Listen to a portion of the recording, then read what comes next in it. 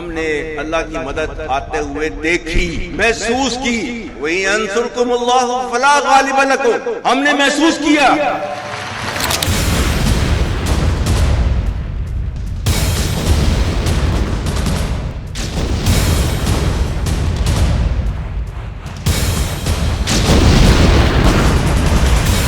तो मुझे आके कहा कि सर वो बंकर में चले। मैंने कहा शहादत आनी है तो यहाँ ही आएगी।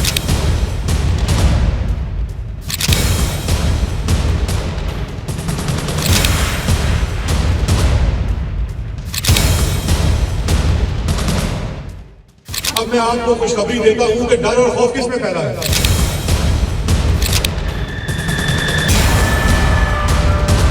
तो मुझे आके कहा कि सर वो बंकर में चले।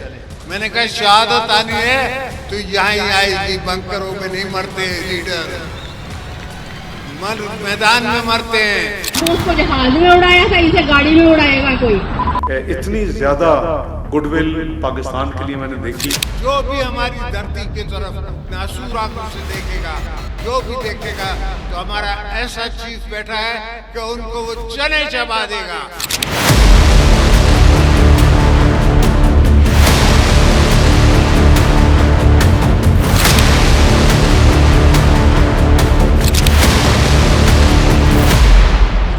क्या आप जानते हैं कि पाकिस्तान में 8 करोड़ से ज़्यादा अफराद जो हैं वो ज़हनी बीमारियों का शिकार हैं। मेंटल हेल्थ पाकिस्तान की तकरीबन 1/3 पॉपुलेशन का एक प्रॉब्लम बन सकती है।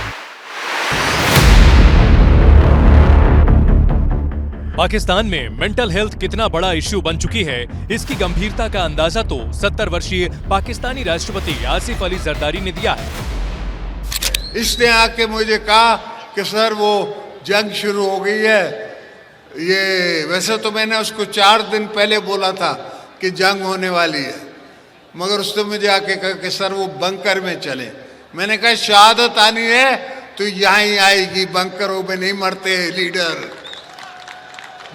मैदान में मरते हैं। यहाँ नहीं मरते बंकरों में बैठ के। आसिफ अली जरदारी ये भी कबूल कर रहे हैं कि ऑपरेशन सिंदूर में भारत ने इतना मारा कि मुनीर बंकर में छिप गया था, लेकिन फिर उसी कायर बंकर में छिपकर जान बचाने वाले आसिम मुनीर की शान में कसीदे भी पढ़ रहे हैं। ये तो गंभीर मेंटल डिसऑर्डर के लक्षण हैं। जो भी हमारी धरती की तरफ नासूर आंखों से देखेगा, जो भी देखेगा, तो हमारा ऐसा चीफ बैठा है कि उनको वो चने चबा देगा। पाकिस्तान की आर्मी उनको चने चबा देगी और एयरफोर्स चने चबा देगी, हमारी नेवी चबा देगी। आसिफ अली जरदारी जिस आसिम मुनीर से पाकिस्तान को भारत के गुस्से से बचाने की उम्मीद लगाए बैठे हैं, वो आसिम मुनीर खुद कबूल कर चुका है कि ऑपरेशन सिंदूर में पाकिस्तान का अल्लाह ही मालिक था। अल्लाह की मदद आते हुए देखी, महसूस की। वही अंसुरकुमुल्लाहु फला गालिब लकुम, हमने महसूस किया। तो जो कहा हुआ है ना, इसमें 100% हकीकत है। पाकिस्तान की ज़हनी हालत कितनी खराब है, इसका पता तो इस बात से चलता है कि पाकिस्तान का राष्ट्रपति उस आसिम मुनीर से भारत को चने चबा देने की उम्मीद लगाए बैठा है। जिस आसिम मुनीर को खुद अपनी जान के लाले पड़े हुए हैं, उसे डर सता रहा है कि पता नहीं कहां से कोई गोली आ जाए और उसकी जान ले जाए। आसिम मुनीर की यह तस्वीर बहुत वायरल हो रही है, जिसमें उसने वर्दी के नीचे बुलेट प्रूफ जैकेट पहनी हुई है। आसिम मुनीर इतने खौफजदा हैं कि वो हर वक्त 24 घंटे, बिकॉज मुसलसल तस्वीरें आ रही हैं जिससे पता चलता है उनकी बैक पे कि वो हर वक्त एक बुलेट प्रूफ वेस्ट पहन के रखते हैं। बहुत से लोग फौज के अंदर से बताते हैं कि उनके घर में गैर मामूली तौर पे पहरा है। वो बिल्कुल किसी जेम्स बॉन्ड की एक फिल्म के हीरो के तौर पे, जिसमें जेम्स बॉन्ड 007 होता था, कि किसी आप क्राइम फिल्म में देखते हैं, पुलिस की फिल्म में देखते हैं, तो कहते हैं कि वो भरा भरा रिवॉल्वर और बंदूक जो है वो अपने बेल्ट के साथ रखते हैं, और अपने कुछ उन्होंने गार्ड जो है वो अपने घर के बाहर उन्होंने रखे हुए, अपने कमरे के बाहर उन्होंने रखे हुए। तो ये उनकी सेंस ऑफ इनसिक्योरिटी है।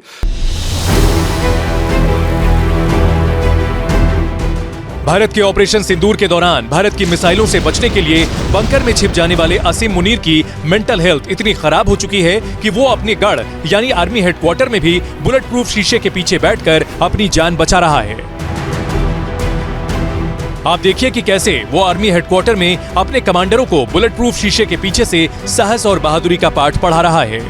तस्वीर को गौर से देखें तो आपको पता चलेगा कि ये एक बुलेट प्रूफ शीशे के पीछे बैठकर बात कर रहे हैं।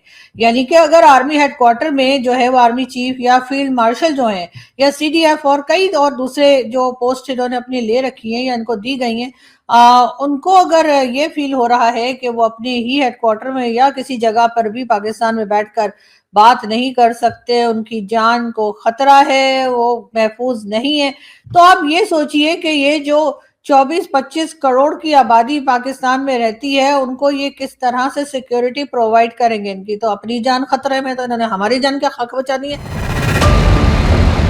ये तो लेवल है असीम मुनीर की कायरता का, जो अब पाकिस्तान के अंदर ही अपनी जान बचाते घूम रहा है, क्योंकि उसे डर सता रहा है कि कहीं उसकी हत्या न कर दी जाए। और ये डर उसे क्यों सता रहा है, अब ये भी देख लीजिए। यही एक रह गया, बस इसने खुदाई का दावा नहीं किया, बाकी सारे दावे कर दिए। खुदा उसको जहाज में उड़ाया था, इसे गाड़ी में उड़ाएगा कोई। ऐसे लोगों का अंजाम ऐसे ही होता है, क्योंकि जितनी औरतों बुढ़ी माओ की बददुआएं ये ले चुका है ना। मुनीर की मौत की मुनादी करने वाली ये भीड़ ब्रिटेन में जुटी थी, जिसमें मुनीर की मौत की दुआएं मांगी गई। दावा नहीं किया, बाकी सारे दावे कर दिए। उसे बद्दुआ दी गई कि मुनीर को कोई गाड़ी उड़ा दे। इसी बात से मुनीर डरा सहमा हुआ है, क्योंकि उसे अपने पापों का हिसाब होता दिखाई दे रहा है। पाकिस्तान में मुनीर का पाप नंबर 1, इमरान खान को सजा और जेल में मारने की साजिश। पाकिस्तान में मुनीर का पाप नंबर 2, पाकिस्तान में अघोषित मार्शल लॉ और मानवाधिकार उल्लंघन। पाकिस्तान में मुनीर का पाप नंबर 3, पाकिस्तान में बलूचों और पश्तूनों पर पाकिस्तानी फौज का अत्याचार। ऑपरेशन सिंदूर में तो मुनीर भारत की गोली से बच गया, लेकिन अब पाकिस्तानी आवाम खुद असीम मुनीर की कब्र खोदने में जुट गई है। इसी मेंटल टेंशन में मुनीर को गोली का खौफ सता रहा है।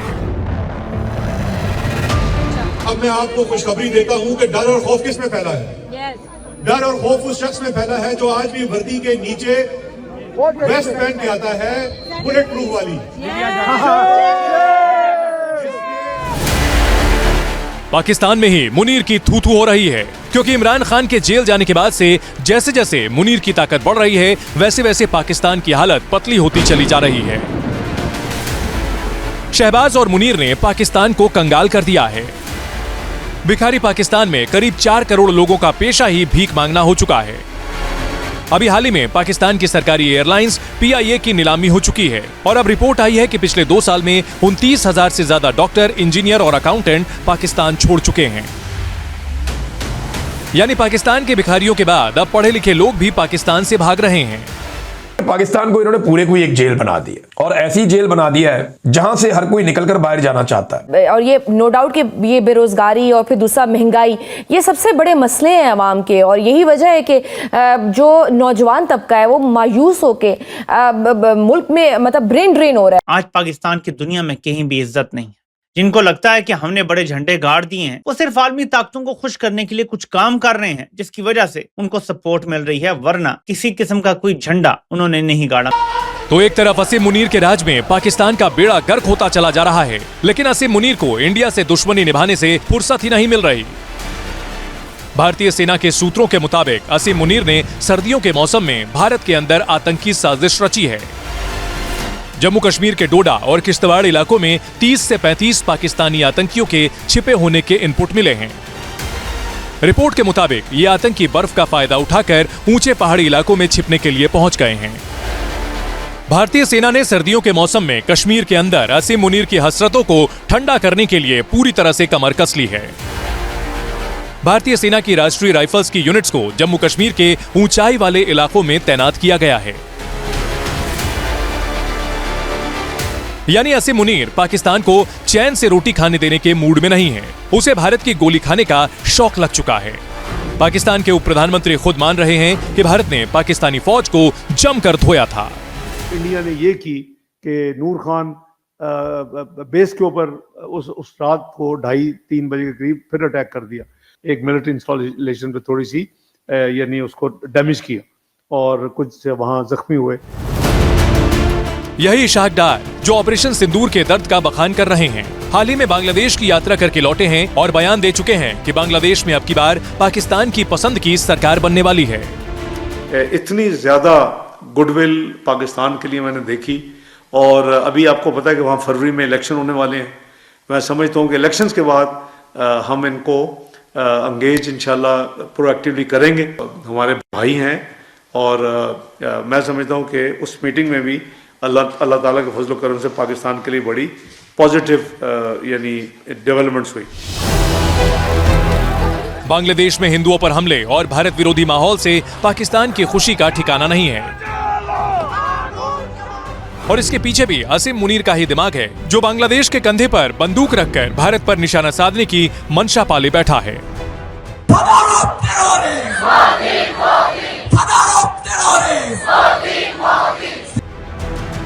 बांग्लादेश के कट्टरपंथी खुलेआम भारत के खिलाफ नारेबाजी कर रहे हैं और मोहम्मद यूनुस चुपचाप सुन रहे हैं, जिसका एक ही मतलब समझ में आता है। जिस तरह शहबाज शरीफ को असीम मुनीर ने पाकिस्तान में अपना मोहरा बनाया हुआ है, वैसे ही मोहम्मद यूनुस बांग्लादेश में असीम मुनीर का मोहरा बन चुका है। लेकिन चाहे पाकिस्तान हो या बांग्लादेश, भारत का मैसेज एकदम लाउड एंड क्लियर है। सुख चैन की जिंदगी जियो, रोटी खाओ, वरना मेरी गोली तो है ही।